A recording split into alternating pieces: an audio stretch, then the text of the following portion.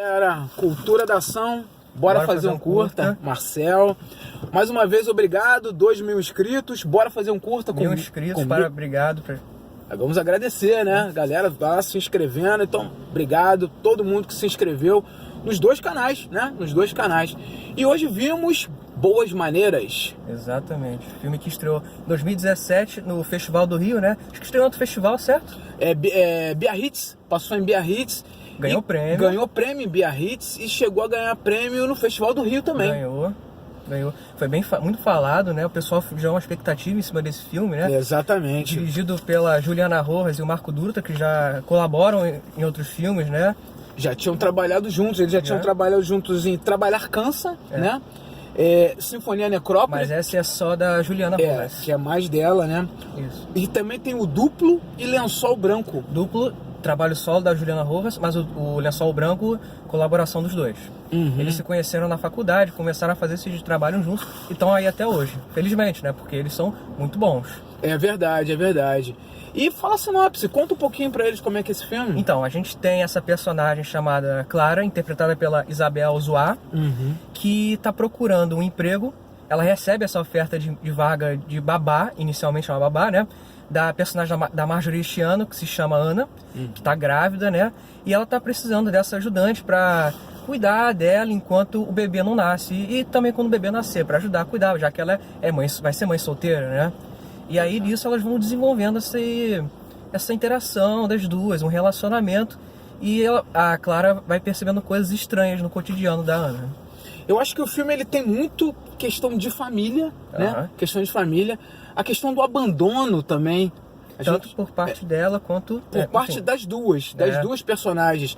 Todas elas têm uma questão de um abandono e de uma necessidade de uma outra pessoa, né? Elas se unem muito na história. Há um vínculo muito forte das duas, exatamente por isso, por essa questão do abandono e a constituição de uma família entre elas, né? Porque a Clara vem justamente com uma pessoa que vai cuidar dela. Exatamente. E naquele momento entre a fragilidade, né? Ela tá grávida. Eu achei a interpretação da Isabel Zoá muito boa. Eu acho muito bom também, porque ela vai mudando conforme o filme vai passando. No início ela é muito fechada, né? Ela é uma pessoa que não tá entendendo muito bem o que tá acontecendo, ela não sabe direito qual é a função dela naquele lugar. E aí conforme o filme vai passando e quando tem a virada, que a gente não pode falar muito aqui, vamos segurar. Cuidado. Ela muda completamente, ela se abre mais, ela fica uma pessoa muito mais cuidadosa em relação às pessoas ao redor dela, né?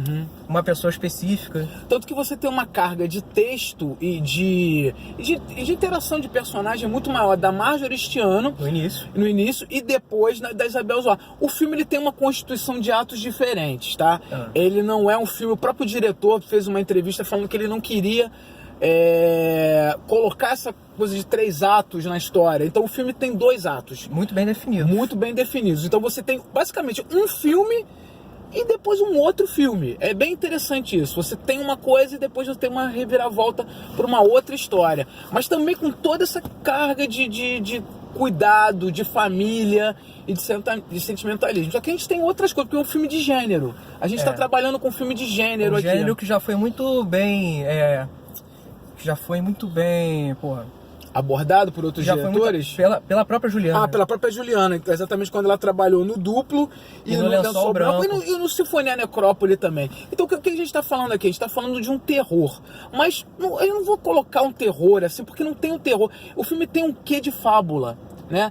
Fábula de suspense. E tem toda uma simbologia. Vamos para a direção de arte, assim. Ele tem toda uma simbologia de constituição de símbolos religiosos, de constituição do folclore. Uma coisa que eu percebi muito, que a personagem da Marjorie Este Ano usa muito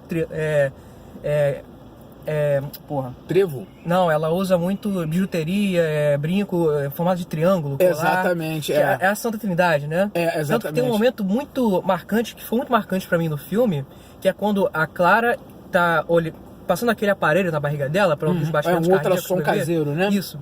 E ela tá ali no lado esquerdo, a Ana, a Marjorie Este Ano, à direita tá a Clara, e na ponta tá o bebê, é um triângulo certinho, sabe? Exatamente. Você tem essa geometria da cena muito bem estabelecida. Exatamente. Pois é, o filme ele tem toda essa questão de simbologia, uma religiosidade, mas não é bem uma religiosidade, mais uma questão do folclore. A gente não pode entregar muito pra vocês, porque senão vai estragar essa história. Agora, a fotografia do filme eu achei muito... Quer falar um pouco da fotografia? Vamos falar, porque ela tem muito mérito, né? Qual é o nome dele? Eu esqueci, é o Rui Poças. Rui Poças, que fez Tabu e Severina. Fala aí, vai lá. O Rui Poças, ele faz um trabalho muito interessante, que principalmente no uso de cor, certo? Sim. Porque a gente tem inicialmente ali naquele apartamento, isso junto com a direção, a design de produção, lógico, do Fernando Zuccoloto, que ele usa muito tons de azul no filme, né? E ele vai contrastar esses tons de azuis com outras cores que vão aparecer de repente. Você pensa, de onde veio essa cor? É uma coisa que você pode pegar muito, por exemplo, na filmografia do Dario Argento, sabe? Sim, que ele faz Suspiria. Tem cara de Dario Argento, ele usa aquelas cores bem fortes, bem saturadas, que você não sabe de onde veio. Que dá esse tom de sobrenatural, vamos dizer assim, fabulesco, de conto de fada mesmo. Exatamente. Mas contrasta com momentos simples, de fotografia bem nítida, aberta, mas de repente ele vem com aquele plano saturado, né? A coisa do laranja, tem coisa... Tem uns magentas de vez em quando também. Exatamente. E bem aberto, assim, contrastando com sombra, e um azul com sombra, e uma luz que muda, sabe? Uma sombra que caminha, assim, do caminho do personagem, aquele plano aberto, o personagem percorrendo, e aquela sombra e aquela cor saturada acompanhando. Tem uma digitalização na construção da cidade, tá? Que eu achei bonita, achei uma construção muito de pintura ali, com uma pintura. Pode ter pessoas que vão achar que o CGI, que esse filme utilizou de CGI para algumas coisas.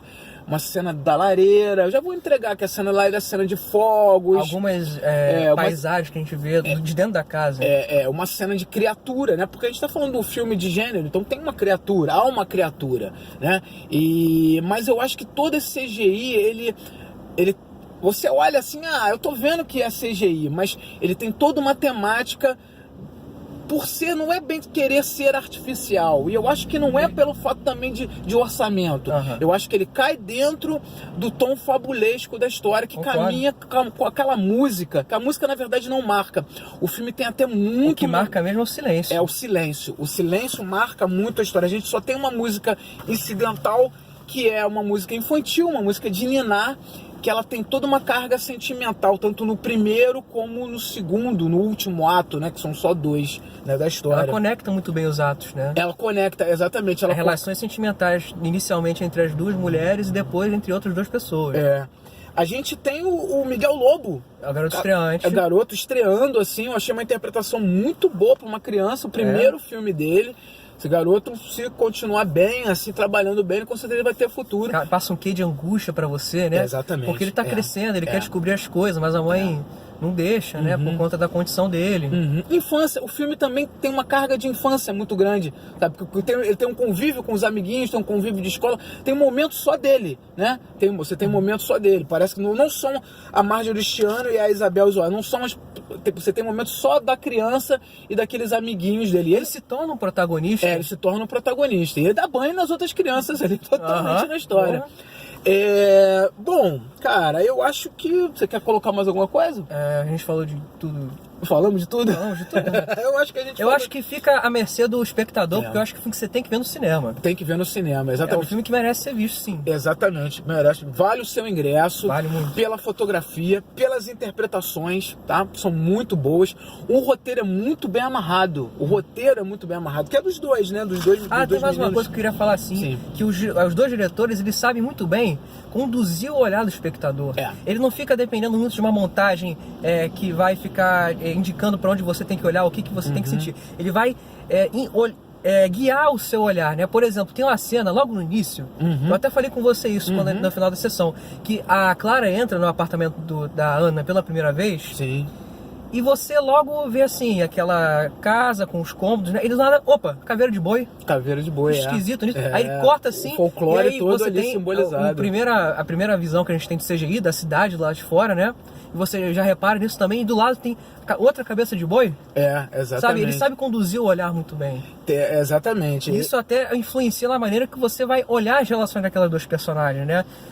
Sem precisar utilizar de artifícios de montagem, né? Uma outra coisa que é interessante, que ele consegue te conduzir pro humor e pra tensão. Tranquilamente, assim, o filme te conduz, você tem aquele momento que você tá tenso e logo em seguida você ri, né? Você ri, você consegue pessoalmente- achar engraçado eu algumas pessoalmente coisas. não achei engraçado, eu acho é mesmo um choque. É choque, É um choque. Você Aquilo que ri acontece. meio que de bobo, assim, aquela, De nervoso.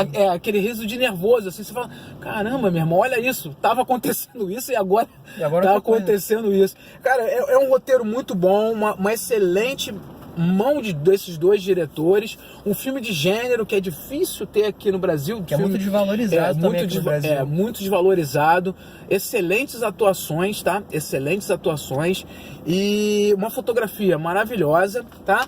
E a gente vai dar aquele spoilerzinho pequeno pra Quer eles. dar? Não, não.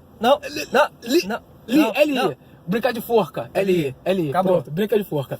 Galera, é isso aí, ó. Cultura da ação. Se inscreva no canal, aperta o sininho para receber notificações. Bora fazer um curta também. Tá? Se inscreve no canal, aperta o sininho para receber notificações. E mais uma vez, muito obrigado pelos 1000 inscritos, tá? 1000 inscritos no Bora Fazer um Curta. E os 2000 do Cultura da Ação. Exatamente. Muito obrigado para vocês. Tá bom? Valeu. Valeu. Tchau. Beijo para vocês.